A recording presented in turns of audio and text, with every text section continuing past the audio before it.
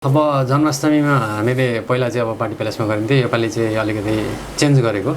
खास गरी हामीले अब भगवान् कृष्णका लीला सम्बन्धी ड्रामा डान्सहरू गरिन्थ्यो पहिलाको पालमा। योपालि चाहिँ हामीले यो अहिले लेक साइडमा चाहिँ पहिलो जन्माष्टमी मनाउँदैछौँ र यस कारणले यहीँका बासिन्दाहरूलाई चाहिँ सबैलाई चाहिँ यहाँ सजिलो पनि होस् भनेर चाहिँ हामीले योपालि चाहिँ अब भगवान्को अभिषेक हुन्छ। अभिषेक भनेपछि हामीले नुहाउँछौँ भगवान्लाई। हजुर, दुध, दही, घिउ, के अरे अरू विभिन्न फलफुलका जुसहरू हुन्छन् अनि इत्यादि यस्तै प्रकारहरूले चाहिँ जुसहरू बनाएर चाहिँ हामीले भगवान्लाई चाहिँ नुहाउँछौँ, मतलब त्यसलाई अभिषेक भनिन्छ। अनि यसपछि त्यो चाहिँ बेलुकाको कार्यक्रम हुन्छ र दिनमा चाहिँ भक्तजनहरू आउँछन् यहाँ। अब कसैले दीप भगवान्लाई अर्पण गर्छन्, झुलन पनि छ हामीहरूको, झुलनहरू चलाउँछन्, झुलन गर्छन् अनि यसपछि भगवान्को दर्शन गर्छन्। कीर्तन र प्रवचन चाहिँ अब हुन्छ दिनभरि नै, अब प्रवचन कीर्तनहरू चाहिँ भइरहेको छ। यही कार्यक्रम छ आज चाहिँ। भावान्वित सङ्घमा चाहिँ अरू दैनिक रूपमा के कार्यक्रम हुन्छ त्यस्तो? यसमा अब यो चाहिँ कृष्ण भावना अमृत सङ्घ भनेर भनिन्छ हामीले। अब यसको चाहिँ इङ्ग्लिसमा भन्नुपर्दाखेरि चाहिँ international society for Krishna consciousness र विशेष गरी इस्कॉन भनेर चाहिँ हामीलाई विश्वभरि नै चिनिन्छ। त मुख्य कुरा चाहिँ हामीहरूसँग हामीले चाहिँ भागवत गीता र श्रीमद् भागवत महापुराण जुन हामीहरूको ग्रन्थ छ, यही आधारितमा चाहिँ हामीले आफ्नो जीवनहरू सबै चलाउँछौँ। अनि बिहानको समयमा चाहिँ जहिले अब कृष्ण जन्माष्टमी भयो र बिहानको समयमा चाहिँ जहिले हामीहरूको मङ्गल आरती हुन्छ र श्रीमद् भागवत महापुराणको प्रवचन पनि हुन्छ जहिले। यो चाहिँ 5 बजीदेखि हुन्छ र 5:30तिर चाहिँ हामीहरूको प्रवचनहरू हुन्छ र 6 बजी सिद्धिन्छ। अनि हामीले भगवान्को नाम जप्छौँ। यो मन्त्र चाहिँ हरे कृष्ण कृष्ण कृष्ण हरे हरे, हरे राम राम राम हरे हरे, यो महामन्त्र भन्छ। यो विश्वभरि नै छ, मतलब हामीहरूको मन्दिरहरू लगभग 1000 जस्तो मन्दिरहरू, ठुल्ठुला मन्दिरहरू विश्वभरि नै चाहिँ हर कुना काप्चामा छन्। र आज विशेष गरी हामीहरूको हर मन्दिरमा एकदम भिडभाड हुन्छ विश्वभरिकै इस्कॉन मन्दिरमा चाहिँ, किनभने विदेशमा पनि एउटा हिन्दू धर्मको एउटा मन्दिर चाहिँ अब हामीहरूकै राम्रो र जहाँ पनि भएको चाहिँ हामीहरूकै छ। र त्यस कारणले धेरै श्रद्धालु हिन्दू जस्तै चाहिँ सनातन धर्म मान्नेहरू चाहिँ आज मन्दिरमा जहीँ पनि आइराखेकै हुन्छन्। अथवा भनौँ भागवत होइन, गीताले अहिलेको वैज्ञानिक समाजमा दिने सन्देश चाहिँ के हो? कसरी कृष्णको जुन महिमा अथवा शिक्षा महत्त्वपूर्ण छ भन्नुहुन्छ तपाईँ? यो त अति नै सजिलो छ कि, मतलब हामी धेरै जस्तो यहाँ अहिले आउने विद्यार्थीहरू पनि प्रायः जस्तो अब चाहे मेडिकलको मेडिसिनबाट आएको हुन्छन्, यहाँ डक्टर पढ्नेहरू स्टुडेन्टहरू छन् हामीसँग, इन्जिनियर पढ्ने स्टुडेन्टहरू छन्, अरू साइन्स पढ्ने विद्यार्थीहरू पनि छन्, अरू फ्याकल्टीका पनि छन् त। तर धेरै जस्तो चाहिँ हामीहरू प्रायः जस्तो साइन्सकै विद्यार्थीहरू आकर्षण चाहिँ हुन्छन् यहाँ एउटा चाहिँ पाइन्छ। त्यो किनभनेदेखि विज्ञान भएको कारणले गरेर वैज्ञानिकहरूलाई चाहिँ आकर्षण गर्नु चाहिँ यो हामीहरूको धर्मशास्त्रले एकदमै आकर्षण गर्छ। एउटा भनाइ पनि छ भागवत तत्त्व विज्ञानम भनेर भनिन्छ, यानि कि असल विज्ञान नै कुरा गर्ने भनेदेखि शास्त्रमा जे लेखेको कुराहरू चाहिँ असल विज्ञानको कुरा हुन्छ। जस्तो विज्ञानको हामीले परिभाषा गर्दाखेरि विज्ञान भनेको चिजहरू यस्तो हुनुपर्छ कि सत्य भनेपछि कहिले परिवर्तन नहुने। तर अब हामीहरूकै पढाइहरू चाहिँ सबै परिवर्तन भइरहेका छन् भनेपछिदेखि त यो निश्चित रूपमा यो त वैज्ञानिक भएन। अहिले अब हामीले पढ्दै गरेका कुराहरू, एक्सपेरिमेन्ट गरेका कुराहरू त परिवर्तन हुन्छन् भनेदेखि अब यस्ता कसरी विज्ञान भन्ने त? यस्तो चिजहरू हुनु पऱ्यो कि जुन चाहिँ कहिले परिवर्तन नहुने, त्यो सत्य हुनु पऱ्यो। अब यो भगवान्ले बोल्नुभएको भागवत गीता 5000 वर्ष अगाडि भगवान् कृष्णले बोल्नुभएको, आजसम्म त कहिले केही चिजहरू मिस्टेक छ भन्ने नै छँदै छैन। अब त्यो कारणले चाहिँ हामीले बुझ्नुपर्छ कि यो चाहिँ असल विज्ञान चाहिँ यो हो भनेर बुझ्नुपर्छ। म तपाईँलाई एउटा कुरा भन्छु, जस्तो कि अब हामीहरूको अब हिन्दू ग्रन्थमा जे चिजहरू वैज्ञानिकको कुराहरू यदि गर्ने भन्दाखेरि हामीले एउटा कुरा चाहिँ एकदम प्रष्टसँगले सबैले बुझ्न सकिन्छ। जस्तो कि सूर्यग्रहण, चन्द्रग्रहण। ल अब सूर्यग्रहण र चन्द्रग्रहणहरू अब एउटा डाटा होइन कि, जस्तो कि सूर्यग्रहण र चन्द्रग्रहणको पृथ्वीको लागि एउटा डाटा कि यति बजी चाहिँ पृथ्वीमा सूर्यग्रहण र चन्द्रग्रहण आउँछ भनेर एउटा डाटा होइन, त्यो एउटा मात्रै उयो होइन।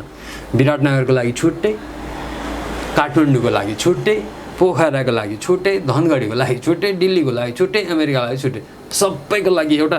हामीहरूको पढाइको हिसाबमा ल्याटिच्युड र लङ्गिच्युडको हिसाबमा भन्नुपर्दाखेरि ल्याटिच्युड र लङ्गिच्युडको प्रत्येक एउटा जुन पोइन्ट छ सबैको डाटाहरू एकुरेटमा आएको छ। त यहाँबाट अब जस्तो कि ल साधारण पढालेखा भएका मान्छेले पनि यसो सल्लाह गरेर ल अब यो पालिको सूर्यग्रहण कहिले लाग्ने रहेछ भनेर हामीले सल्लाह गरेर हुने कुरा होइन। यो त एक्ज्याक्टली जुन चिजहरू हामीले पढेर अहिले हामीले कोही साइन्स पढ्ला कोही इन्जिनियर पढ्ला पढेर पनि भने त पुरा त्यसकै त्यही विज्ञान पढ्नु पऱ्यो अनि मात्रै उसले डाटा निकाल्न सक्छ। अब त्यो यतिकै त हुँदैन। सो त्यस कारणले शास्त्रको हिसाबमा यदि हेर्ने हो भनेदेखि यस्तो एकुरेसी आयो कहाँबाट भन्दाखेरि किनभने तिनीहरूलाई त्यो ज्ञानहरू सबै थाहा थियो अनि त्यहीबाट अहिले प्रुफ छ। केही चिजहरू चाहिँ हामीले गर्न सकिँदैन, यी चिजहरू चाहिँ हामीले शास्त्रद्वारा बुझ्नुपर्छ। त्यहीबाट भगवान्ले जे भन्नुभएको छ उपदेशहरू कि यो संसार चाहिँ एउटा मोह मायाको संसार हो, फसिन्छ यहाँ। सो यहाँबाट निस्किनुको लागि कोसिस गर्नुपर्छ र एकदम सजिलो तरिका छ यो हरे नाम हरे नामैव केवलम कलौ नास्तिव नास्तिव नास्तिव गतिरन्यथा। जुन चाहिँ यो अहिलेको युगमा भगवान्लाई प्राप्त गर्ने भनेको मार्ग चाहिँ यो योग ध्यान गरेर हुँदैन, यो चाहिँ मन्त्र जपेर हुन्छ। यो कलियुगमा चाहिँ मन्त्र जप्नुपर्छ भनेर भनिन्छ अनि अति सजिलो छ, केही छोड्नु नै पर्दैन। नाम जप्यो हरे कृष्ण कृष्ण कृष्ण हरे हरे हरे राम राम राम हरे हरे। अघि एउटा क्ल्यारिफिकेसन गरिदिन्छु, अहिले युवा पुस्तामा चाहिँ एकदमै यो जागरण चाहिँ आएको छ। पहिला चाहिँ अब आएको थिएन तर अहिले चाहिँ एकदमै जागरण। हामीहरूकोमा यहाँ धेरै जस्तो युवा युवतीहरू मात्रै हुन्छ, यहाँ बुढापाका हुँदैन। अब अहिले नि तपाईँले गएर यसो हेर्नुहुन्छ भने पनि युवा युवतीहरू मात्रै हुन्छ।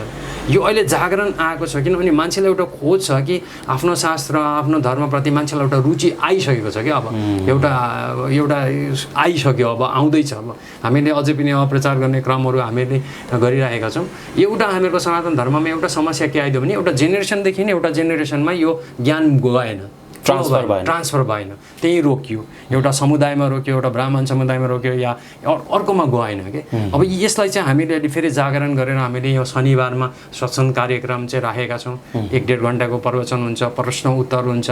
हामीले पावर पोइन्ट प्रेजेन्टेसन पुरा कम्प्युटरद्वारा चाहिँ प्रोजेक्टर लगाएर चाहिँ पुरा सबै कोर्सहरू सिस्टमेटिक कोर्सहरू छ। यो शास्त्रमा यो के भनेको छ, साइन्स र शास्त्र पुरा कम्पेरिजन हामीले गरेर पढ्दाखेरि हामीलाई एकदमै चित्त बुझ्छ र यहाँ आउने युवाहरू पनि एकदमै खुसी हुन्छन् कि। जस्तो पोखरामा अरू पनि कृष्ण मन्दिरहरू छन् होइन, हजुर उनीहरूकोमा हुने कार्यक्रम र खास स्कुलमा चाहिँ फरक चाहिँ के छ?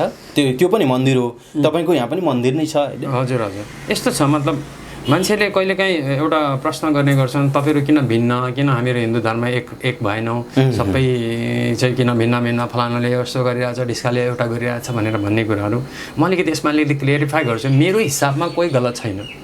अब मलाई कोही ठुलो कोही सानो पनि म भन्दिनँ। जस्तो कि तपाईँ हामीहरूकै एजुकेसनको हिसाबमा हेर्नुहुन्छ भने कोही साइन्स पढ्छ, कोही कमर्स पढ्छ, कोही आर्ट्स पढ्छ, कोही इन्जिनियर पढ्छ, कोही मेकानिकल पढ्छ, के पढ्छ। एउटा पढ्ने भन्ने हुँदैन किनभने त्यत्रो भेराइटी भएपछि एउटा मान्छेको चोइसहरू एउटा पसन्दिता आफ्नो ठाउँमा हुन्छ। हो यस्तै प्रकारमा जस्तो कि हामीहरूको यहाँ चाहिँ इस्कनमा के छ भनेदेखि र अरूमा के छ भनेदेखि म तपाईँलाई एउटा भनिदिन्छु। हामीहरूको इस्कनमा के छ, हामीहरू शास्त्रमा जे लेखेको छ त्यो बोल्छौँ अनि पालन पनि गर्छौँ। हामीहरू चिया शुद्ध पनि खाँदैनौँ। ल जाँड चुरो ड्रक्सीको त कुरा छोडिदिनु, हामी चियामा त्यो निकोटिन हुन्छ भने चिया कफी पनि खाँदैनौँ। भनेपछि के भयो, एउटा ब्राह्मणको जुन गुण हुन्छ त्यो गुण हामीहरूले आफ्नो शास्त्रको अनुसारमा ब्राह्मणको गुण नै हामीहरू बिहान उठ्छौँ, बिहान नुहाउँछौँ, हामीहरू जे शास्त्रमा लेखेको छ हामी त्यो पालन गर्छौँ। अब अरूमा के भइदियो भनेदेखि अरूमा बोल्छन् अब गर्दैनन्, अब त्यहीबाट बिग्रिरहेको छ, पढ्दैनन् पनि गर्दैनन् पनि भइरहेको हुन्छ। तर त्यसपछि कोही गर्नेहरू पनि हुन्छन्, कोही मान्ने नमान्ने हुन्छन्। त्यो अब यत्र शास्त्रमा यति भेराइटी छ। अब 18 पुराण भयो, 108वटा उपनिषद भयो, 4 वेदहरू भयो, अब पुराणहरू भए, यी सबै भिन्नताको कारणले गरेर मान्छेलाई एउटामा केमा आकर्षण हुन्छ। त्यो कारणले गरेर हामी सनातन धर्म मान्नेहरू विभिन्न, अब कोही शिव मानिरहेका हुन्छन्, कोही कृष्णलाई पनि अर्कै तरिकाले मानिरहेका हुन्छन्, कोही दुर्गालाई मानिरहेका हुन्छन्। सो यो स्वाभाविक नै हो, यो सही छ मलाई लाग्छ है। किनभने एउटा मान्छेको आफ्नो चोइसको कुरा हो। मलाई जब मैले पनि म पनि धेरै यताउता संस्थाहरू चालेँ, मैले जब यहाँ आएर पढ्दाखेरि मैले के पाएँ भने यहाँ चाहिँ जे लेखेको छ त्यही नै, शास्त्रमा जे छ त्यही कुरा। हामीहरू खालि भागवतगीतामा जे लेखेको छ त्यही भन्छौँ, गुरुले पनि त्यही भन्नुहुन्छ। यसपछि के तोडमोडहरू छैन। हामीहरू गाईलाई पूजा गर्छौँ, हामीहरू जनै लाउँछौँ, गायत्री जप्छौँ, के अरे टुप्पी पाल्छौँ। अब के अरे गोबर हामीहरू चोखो, गहुँ चोखो हामीहरूको लागि। अब हामी सबै चिजहरू मान्छौँ र पालन पनि गर्छौँ। हामीले अरू चिज चोखाउँदा हामीले गोबरले चोख्याउँछौँ हामीहरू। अरू र हामीमा फरक छैन, तर मान्ने र पढ्ने चिज चाहिँ फरक। एक्ज्याक्टली फरक चाहिँ केही पनि भएन, हामीहरू चाहिँ त्यो मान्ने भयौँ, अब मजाले मान्ने। यसको प्रचार पनि गर्न जरुरी छ।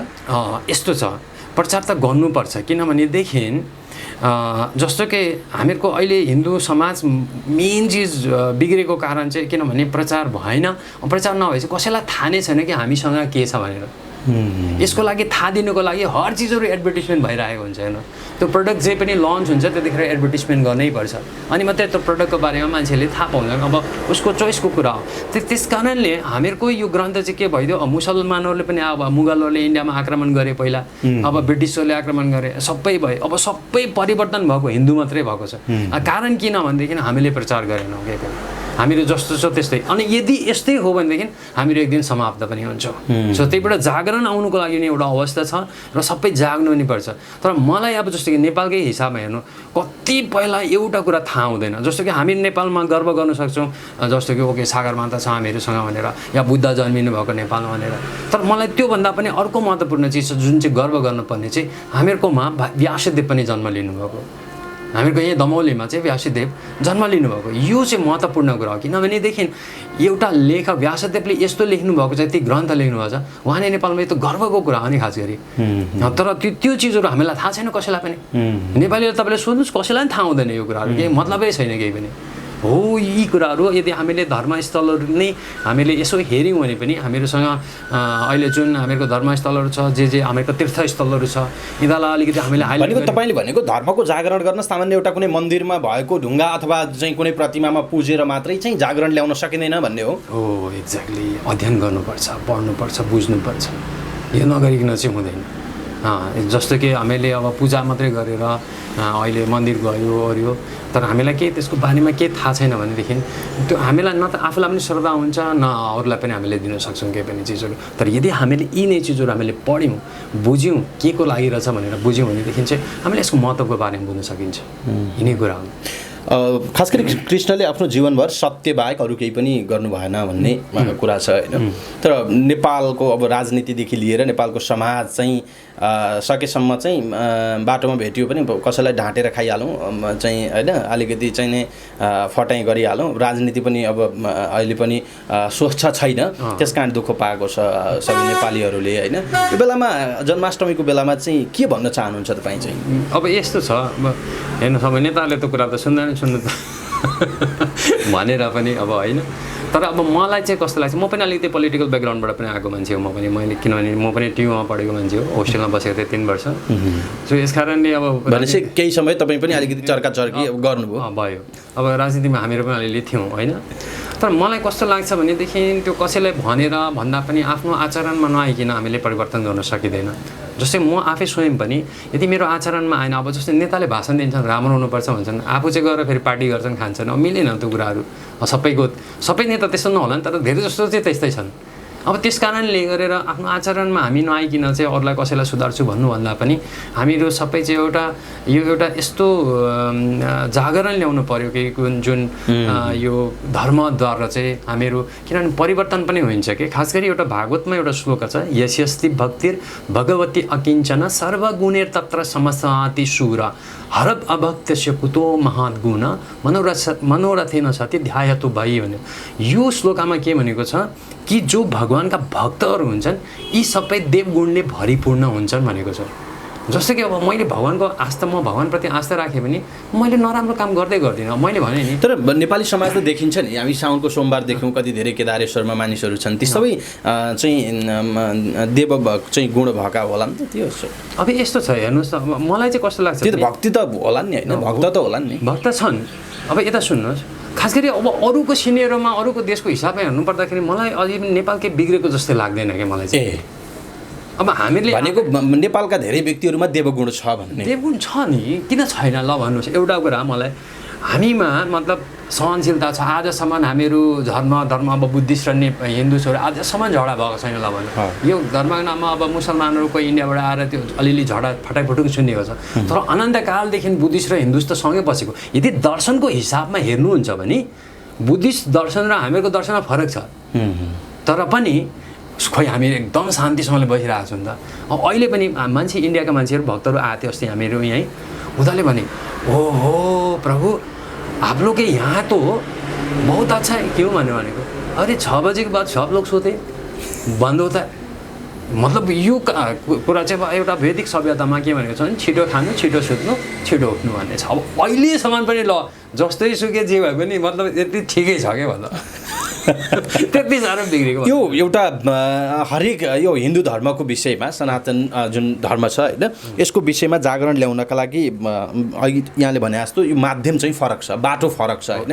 सबै राम्रो छ, सम्मान गर्नुपर्छ भनेर एउटा अभियान पनि हो नि है। यो सार्थक हुन्छ, सम्भावना तपाईँ देख्नुहुन्छ? सम्भावना हुन्छ, बिस्तारै बिस्तारै हुन्छ। किनभनेदेखि अहिले पनि अब जस्तो कि हामीहरू पहिला म काठमाडौँमा बसेको थिएँ, म काठमाडौँमा प्रचार पनि गरेको।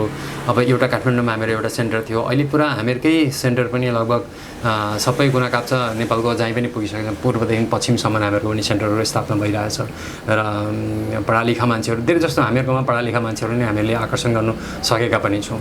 सो यस कारणले जब पढालेखा मान्छे एउटा उसमा बस्छ र धर्मको बारेमा भन्छ भनेदेखि निश्चित रूपमा मान्छेले पनि सुन्छन्। जस्तै मेरा विद्यार्थीहरू छन्, डक्टर पढ्ने, इन्जिनियर पढ्नेहरू छन्। अब उनीहरूले जब भन्दाखेरि उनीहरूको आफ्नो फिल्डमा भन्दा मान्छेले सुन्छन् त्यो कुराहरू।